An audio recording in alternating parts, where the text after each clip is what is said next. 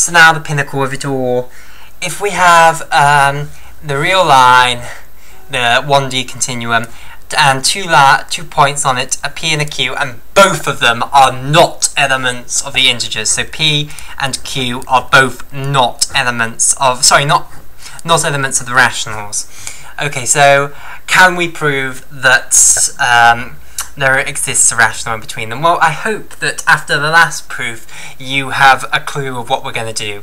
We're going to say there exists a rational on this side, A, and there exists a rational on this side, B. And what are we going to do? We're going to find the average of them, and that will still be a rational. So we're going to find A plus B over 2, and there are three options. It could either be in this interval here, or it could be in this interval, in which case we're in luck, or it could be in this interval. So every time you're going to get one that's closing in on this. So you could, if you do this and you get a rational in there, you obviously take this one, you scrap this one, and you again average this one with this one. If you get it on this side, you scrap this one and you take the average with this one. And then you do it again, and you'll get some other rational. If it's here, you scrap this one and you take this one and you average it again with this one, etc, etc, and gradually it will home in, and you will eventually, you can prove, just as we did in the last example. I'm not going to do it because it's quite tedious, but you can prove, it's not a hard piece of thought to just think that, you know, you're getting closer and closer and closer, and eventually, as soon as these two are within it's the different. There's a distance here between these 2 points, and there's a distance on this side, and you need the difference between these two distances to be less than the distance in between here, which we could call epsilon. And of course, if you can get these both of these to have a distance away from P and Q of less than epsilon, then these two distances cannot possibly have a difference that's greater than epsilon. So eventually, just as we proved in the last one, you will do that, and when you take the average of them, you will indeed get a rational in the middle. So what we've proven then is that any two numbers on the real line, on the continuum, on the 1D continuum, you can find a rational in between them.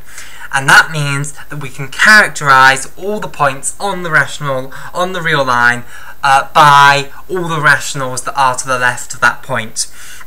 And because every point on the real line will have a unique set of rationals to its left, because if you take another point, we can always prove that there's a rational in between them, and that will not be in one of them their cuts, but it will be in another, so they will always have different cuts. So that's Dedekind cuts. Now I'm going to show you a little paradox that comes out of it, because if you imagine all the rational numbers and you imagine this idea of cuts, then a lot of people think to themselves, and it's a perfectly reasonable thought, so if I take a cut which is all the rationals along here all the way to the left, then what's the next cut along? Well, surely it's the next rational along there. And then the cut along from that is the next rational along from here. And the cut along from that. So surely the number of cuts, the total number of possible cuts, cannot be bigger than the total number of rationals. And that leads them to a problem, because then the rationals are contained within the Dedekind cuts, the set of Dedekind cuts, and yet the cardinality of the Dedekind cuts seems to be equal to the rational numbers. So the Dedekind cuts is equal to the rational numbers? No. And I'll show you where the logical flaw in this argument is. The logical flaw comes in the fact that you are saying that there exists a rational that is the next one along. So if you have a rational, then there exists the next rational along.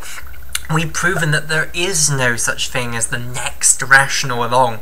We've proven that if you had such a setup, you had the next rational along, you can just take the average of the two rationals and you'll get another rational in between. So you've got a contradiction there. Your rational that was the next rational along isn't the next rational along, so you've got a contradiction. So that's the flaw in that paradox, that there is no such thing as the next rational along.